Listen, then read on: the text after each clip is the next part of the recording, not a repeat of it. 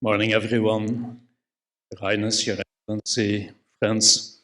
What can I say after Mr. Raad, Mr. Tony, Marco, except saying that everything we do in innovation is about sustainability.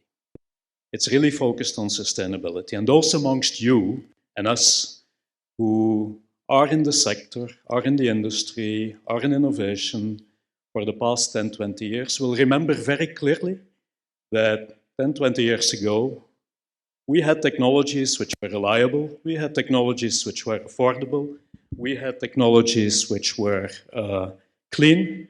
But it was very difficult to find technologies which were all three. And basically, that is what is happening now. We see an increasing overlap between technologies which are at the same time reliable, affordable, driving down the overall cost of energy, and clean. And this is thanks to disruptive, impressive technology development, but also thanks to fast and large-scale market deployment. An entire industry is mobilized to drive down cost, to increase reliability for these clean technologies. And ACWA Power, in the 20 years of its existence, we will soon be celebrating our 20th anniversary, has been an integral part of this journey and focusing on basically 4 building blocks. I'll explain them one by one, and I'll show some examples, and I'll also try to explain a little bit how we see the future in all of them. First is energy efficiency. It remains the core building block of sustainable energy. Second is low carbon electricity generation. Renewables, but also the very efficient, high efficient combined cycle power plants which are necessary to keep a power system in balance. Power system integration with increasing amounts of renewables requiring technologies like storage, smart grids to really keep the balance in the overall system. And then, and really importantly, also energy system integration. It's not only about electricity, what we do.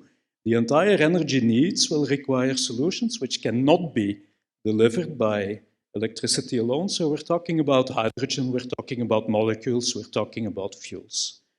And ACWA Power as a company is present in all 4 of these elements. In water desalination, which is not only in this part of the world, but in general, which is a significant consumer of primary energy. In this part of the world, it's several percentages of total primary energy consumption. Driving down power consumption is a very important contributor to energy efficiency and therefore also to reducing carbon emissions. Thermal power and renewable power. In both technologies, we've been setting regional and world records in terms of efficiency, in terms of size of the projects. Electricity storage. Marco referred to it, and I'll show it in a bit more detail, where the integration of storage at scale, battery storage and others, is one of the real elements to make the entire sustainable energy supply possible. And then, of course, green hydrogen, where with our track record in renewables, and renewables being basically the cost of renewables going into electrolyzers representing almost half of the cost of the molecule of hydrogen which comes out of the plant, being able to deliver very low-cost renewables is a key element in being able to deliver low-cost green hydrogen, and that's what we do, and that's why it all fits together quite nicely. So let me focus on 4 of these. Desalination, of course, that's how it all started. We started out in desalination and implementing in this sector basically a disruptive new technology. We were the first to really deploy at very large scale membrane-based technologies, driving down the specific energy consumption and setting world record after world record. Say 20 years ago, we were at roughly 20 kilowatt hours that would be needed to desalinate 1 cubic meter of water. Today, we're below 3. Imagine the amount of primary energy that would have been needed in this part of the world if we would still be at 20. So this is really contributing to sustainable energy supply. And the same way of driving down the not only the specific energy consumption, but also the cost of water, we have been able to apply in renewables where, and I'd like to show only this one, which is currently the largest CSP plant in the world, combining different technologies, recently inaugurated. There's a similar one in Morocco. We've been building the largest PV plants. We've been setting world record tariffs in solar PV. All of this is possible not only thanks to ACWA Power, but thanks to, first of all, the unique advantages of Saudi Arabia, the Middle East, but also an ecosystem of suppliers. So we really appreciate the collaboration that allows us to do all this. The Red Sea project, where we're building, together with Red Sea Global, a unique utility system which is fully powered by renewables, indeed, which is fully using circular economy. But for the technical people amongst us, it's a 300 megawatt, 1,300 megawatt hour PV plus battery system, fully autonomous, not connected to the main grid, zero inertia, no rotating machines. So the entire grid stability is managed by power electronics. And this has never been done before at this scale. And then there is Neom Green Hydrogen, a project in which we are very proud, a project we're proud to drive together with Neom and Air Products as partners. It's 250,000 ton of green hydrogen per year, 1.2 million ton per year of green ammonia plant, which doesn't exist on paper. It's a construction site. Wind turbines are being delivered on site, foundations are being installed, electrolyzers are on their way, first one has arrived. So this is happening, and this is only possible here.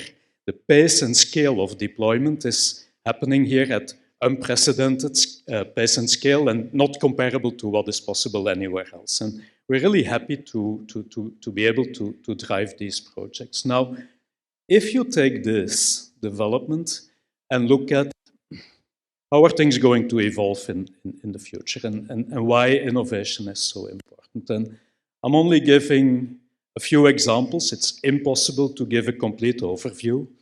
But I'd like to show this one. It shows the tremendous continuous progress in incremental improvement of existing technologies. This is only solar PV. You show what is happening. By the way, this slide also allows me to congratulate KAUST and the solar teams at KAUST for being really amongst the top in the world in one of the specific technologies, which is very important for the future, which are tandem technologies using perovskites, with world record cell efficiencies being set here, not anywhere else. You see this progress, and this is not going to stop. I know my friends from Longi say that after this slide was made, they made an improvement. That's the way innovation goes. Huh? And world records don't last long, but we contribute collectively to making this progress possible. Then if you look a little bit beyond the existing technologies, there's so much happening. If you look within our core technologies, we're talking about, I may have gone a bit too far, there is a multitude of new technologies which are really rapidly entering the markets. We see new desalination processes coming, be it using membranes or not using membranes. We see the entire field of hydrogen combustion in gas turbines, which becomes important to close the overall energy system where gas turbines will remain necessary to balance renewables. We see the next generations of PV technologies, perovskites, organic PV. We see also in CSP, new particle-based technologies coming in. We see new advanced geothermal renewable energy, which may even find their application in Saudi. We see in batteries every day new chemistries being proposed. We see flow batteries, we see thermomechanical energy storage, we see heat storage being an important element of bringing renewable heat to industry. And we see new electrolyzers, either solid oxide or anion exchange-based coming. So there's a tremendous lot of innovation that has the potential to even improve the performance compared to where we are today.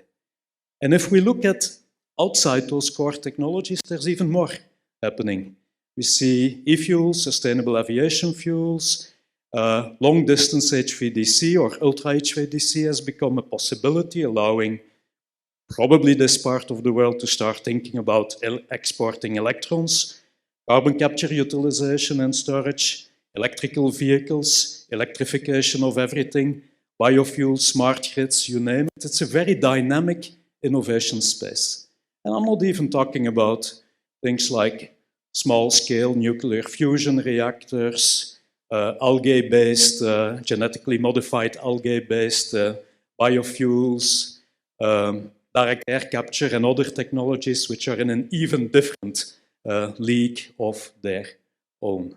So the innovation space in sustainable energy has never been more dynamic than it is today. And we can really expect now to see an acceleration of deployment of new technologies, which is comparable to what has happened in the tech industry in general. And I do sincerely believe that the typical time period of deployment of a new technology, which used to be like 25 to 30 years between lab and large-scale deployment in the field, it's narrowing down to maybe less than 10. And that is also thanks to some players. Actually, that is very good news.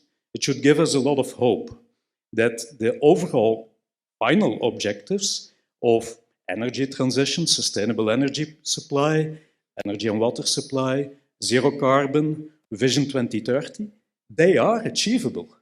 It should give us encouragement. They are achievable. But it also puts us before a responsibility as R&D players, but also industrial players. And that is why we as ACWA Power, we're not a technology developer. We work with lots of people here in the audience to bring these technologies into our projects. But we do have a responsibility.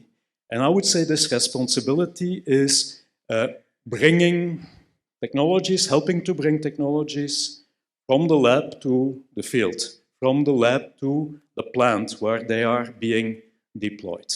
And our entire innovation approach is based on collaborative R&D, open innovation, working with the ecosystem, KAUST, other universities, other research centers, the OEMs, technology startups. We have 36 innovation projects ongoing, and typically after these few days, we will launch a few more. Early engagement with startups and OEMs, and also a capability to do real piloting and demonstration at our plants in real life conditions. And that is what we believe in. That's our approach to innovation.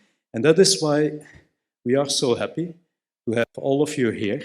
We're very happy with the kind of constructive collaboration we're able to do in the space of innovation. If we want to innovate for impact, this is what we need to do. It can only be done together. It can only be done in close collaboration, and collaboration requires open exchange. And these 2 days, and thank you to all of you for being part of it, and thank you for the people who have made it possible. Also, thank you to KAUST for hosting us here.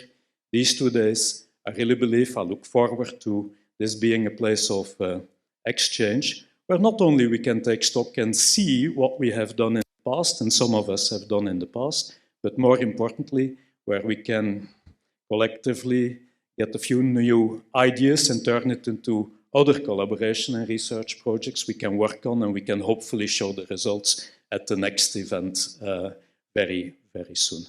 Thank you. Thank you for your presence, and looking forward to 2 very, very interesting days.